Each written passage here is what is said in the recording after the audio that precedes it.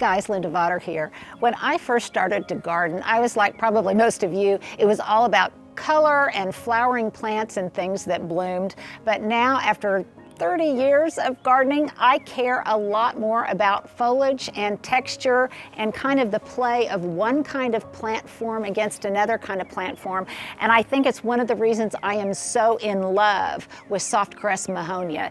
It is one of my new favorite plants for shady areas. It works just brilliantly as like a low hedge or a ground cover. This only grows to about 3 feet, and it's why I selected it for the perimeter of an area of kind of a little brick patio that we've just established in the back. It has this gorgeous, almost kind of a bluish green cast to its foliage.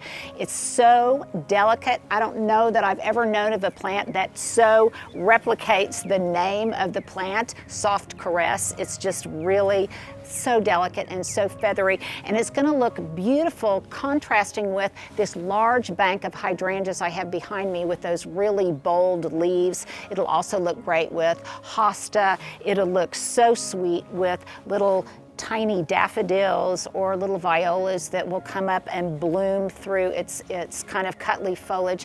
The other reason that I like it is it will put out at another time, at the time of year when most things don't put out anything to bloom, it will put out little yellow flowers almost identical to this tiny little yellow viola. So it will be a beautiful blooming plant in the shade.